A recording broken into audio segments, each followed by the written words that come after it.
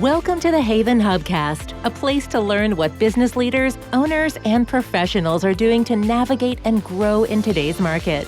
Hear from industry experts on everything from marketing, leadership, financing, and more. Brought to you by Haven, a co-working space where you can connect, create, and get stuff done.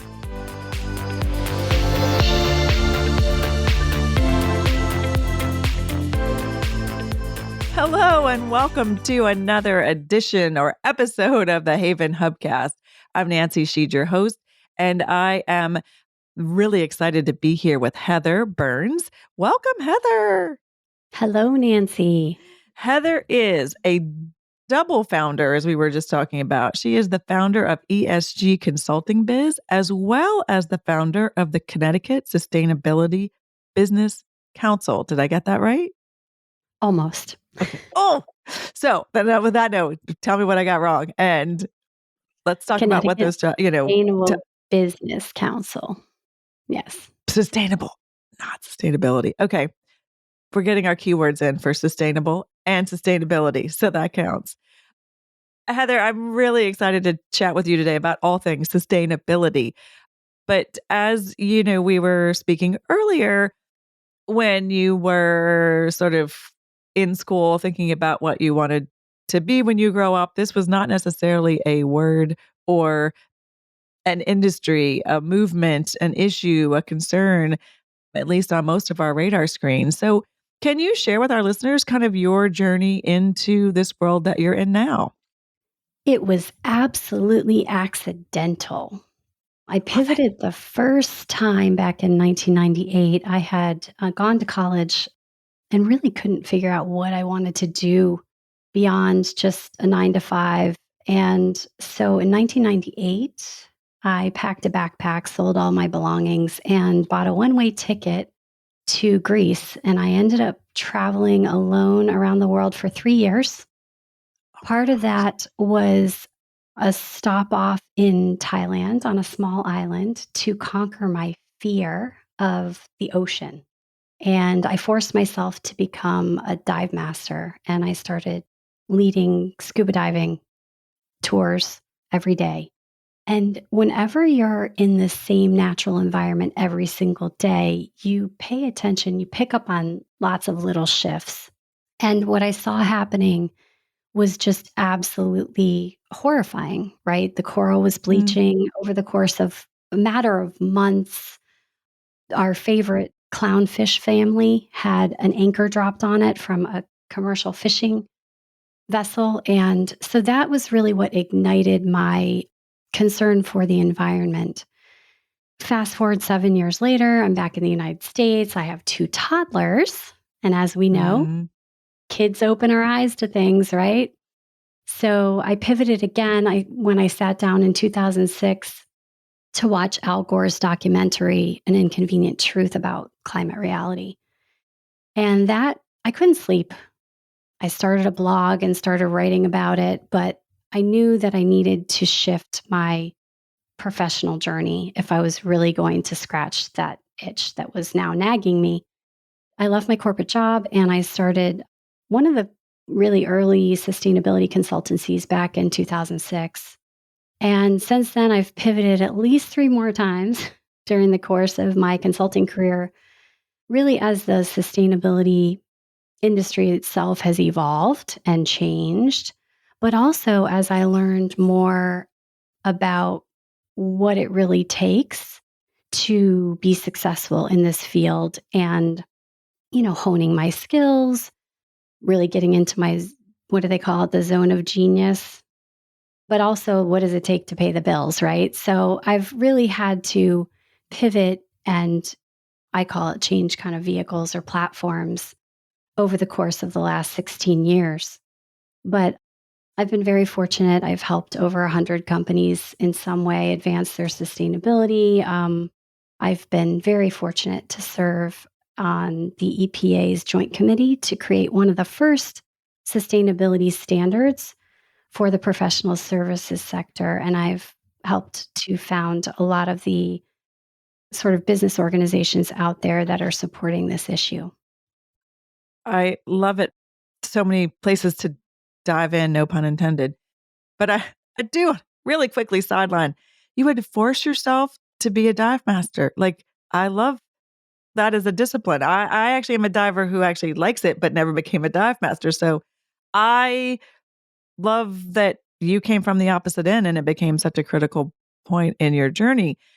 But the bleaching of the corals is something that I'm just gobsmacked by. Like, we were somewhere and I said, "So are you disheartened?" And they said, "Oh, no, this is actually good compared to what it was." And I'm like, I didn't know when we were scuba diving in the 80s that this might be the last chance we would see what we were seeing in the late 80s and early 90s.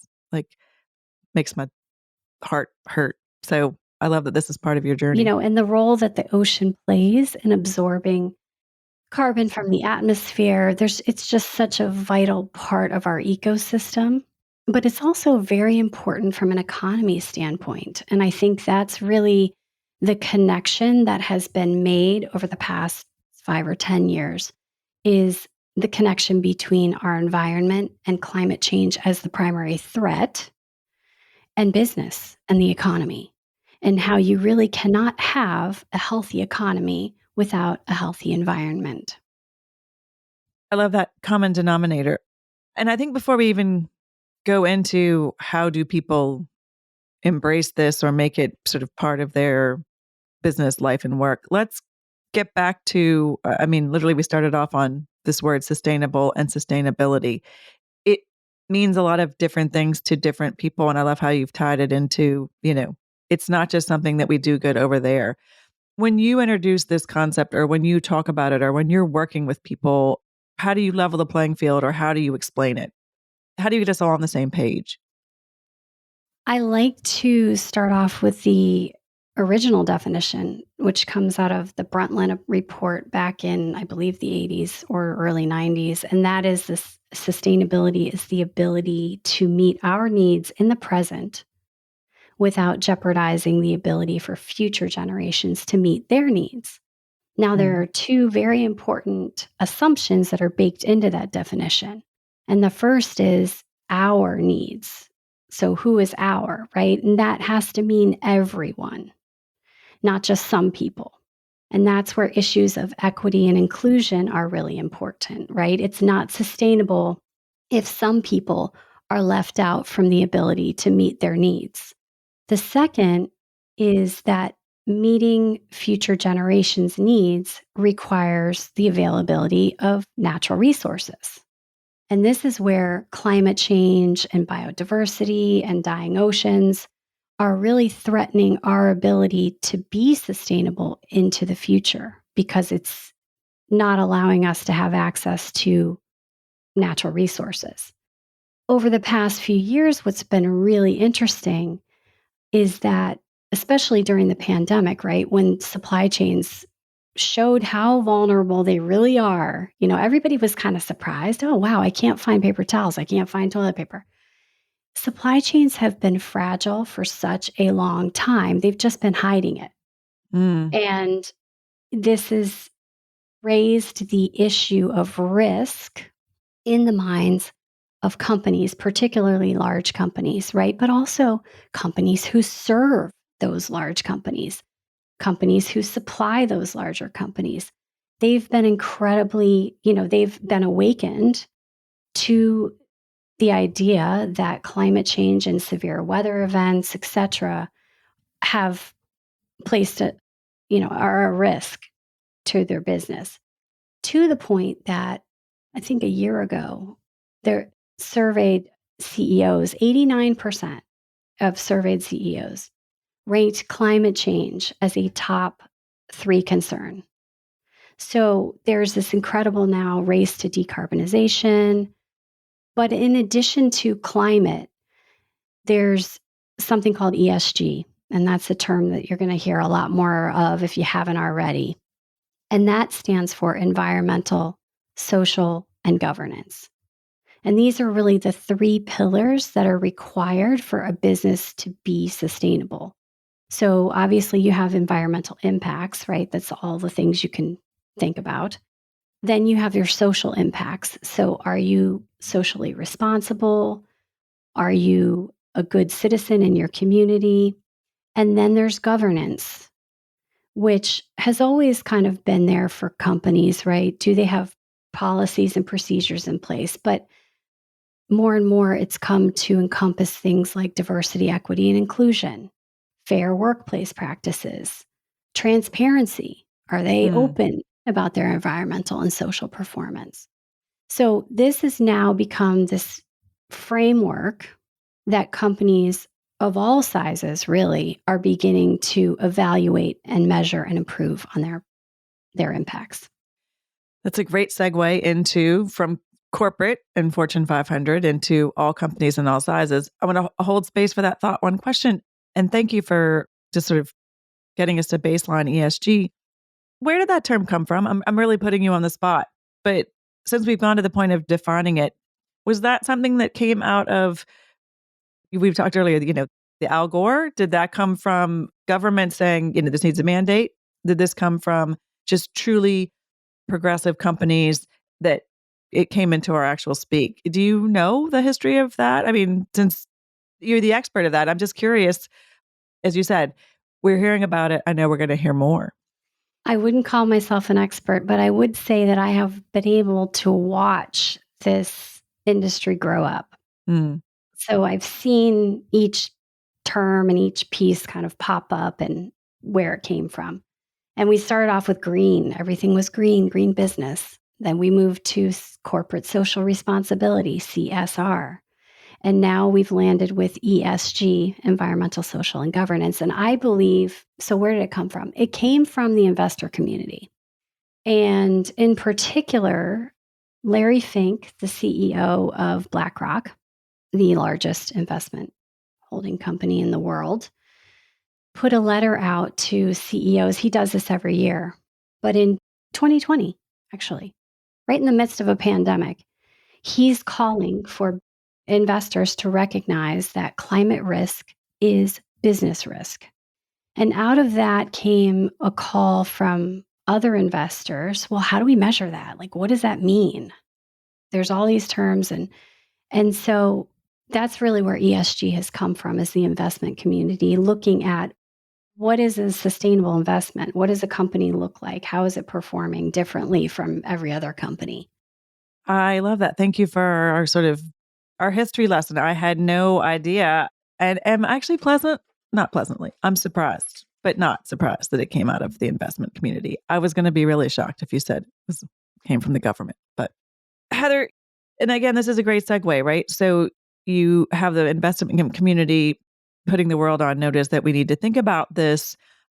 But there are a lot of us, you and I included, we're not Fortune 500 companies. We are service providers, we are solopreneurs, or we're small boutique businesses. And we think, okay, I want to do my part, but how do I think about what governance looks like? Or how do I think about it? I only have one waste basket. I don't have a building full. I don't work with people necessarily in other parts of the world. How have you kind of gone from lessons learned with corporate America to helping people like me understand that we actually have our part to do as well? I think that the most important action to take is to think about it not as a laundry list of things that you could be doing inside your business, but to be able to put on a new set of glasses, like a new set of lenses that you're looking through at your business with. And what you want to be able to do is you want to be able to look and evaluate the ways in which you create impact, right? Whether it's positive impact or negative impact. And look at it from the environmental side and the social side. And think about, from your perspective, where are the most material impacts that I have, meaning the impacts that are most important to my business. Then reach out from yourself and ask your stakeholders, meaning your customers, your neighbors, your community members of Haven, Right. anyone who's in your ecosystem. What do they think is important for you to be addressing? And then create something that works for you. And that's really how you can you can minimize your own risk and you can make a positive contribution. But what I also really want listeners to understand is that there's the opportunity side of this coin. And the opportunity side is twofold. It's one, ways to better serve your customers, and two, ways to contribute to this movement and momentum that's going on right now. And I think those two things are absolutely possible for pretty much anybody working in business. I love the way you've tethered those together, because I think most of us, as you said, come with the kind of the checklist and ways we can do better, right? But we don't think that it necessarily comes tied to, or as you're saying, even integrated with actually serving serving your customers better. Better business is the wrong word, but actually, having more impact in your business, not just because you've taken the checklist and you're doing this sort of thing that you feel is a sideline thing, that it can be actually integrated into what you're doing. Heather, are there a little bit about sort of how you got into, we talked about your journey, but how you made this shift from sort of watching, helping, and communicating with the bigger companies to the smaller companies. And I think this also ties into the different channels of you making impact. How did you land in this niche where you are now? Or can you talk a little more about that in terms of, or just seeing it as an opportunity maybe? Yeah, well, I really just knew that that's what I wanted to do, right? I wanted to get involved, and I didn't know how I was going to do that yet. So I started with what I was good at, and I looked at my skills, and I looked at what companies need. And increasingly, what they really need is there's a need for a lot of generalists. There's a myth out there that you need technical expertise or you need a scientific background or an advanced degree.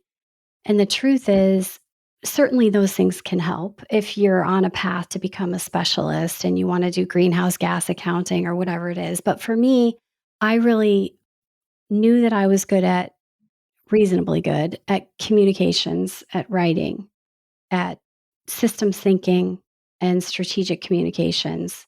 So I ended up starting off writing a sustainability report for an industry association in the field that I came out of for my corporate job.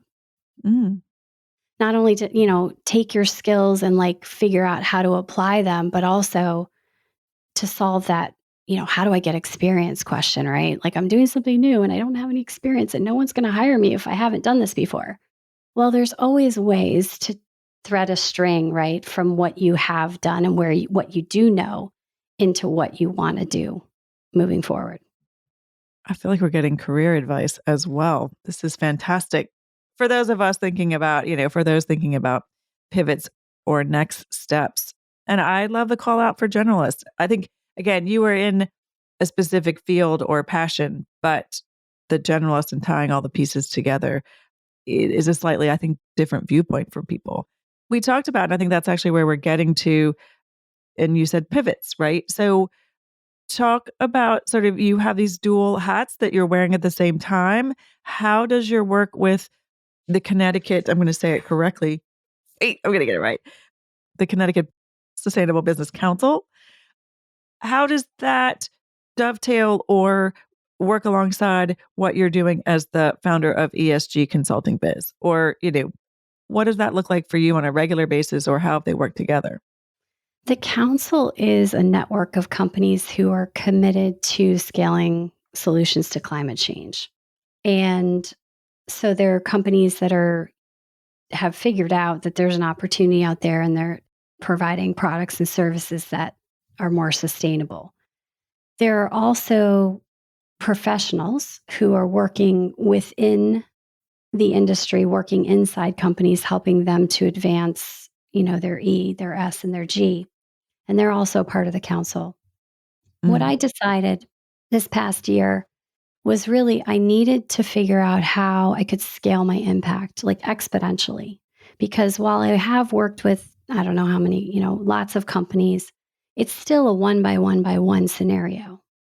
And I'm really feeling a call to action that I need to empower other people who want to work one by one with companies to be able to do that.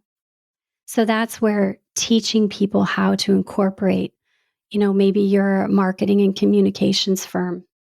Your clients are facing pressure because their biggest customers are putting that pressure on them. So how can you help them create a sustainability statement, for example, or begin to report on their impacts? There are legal ramifications that are going on right now in ESG. There are implications for people working in mergers and acquisitions, impact investing, branding and communications. There's a lot of greenwashing going on. And a lot of it's because branding and communications folks are there to tell the positive story about companies. There's nothing wrong with that.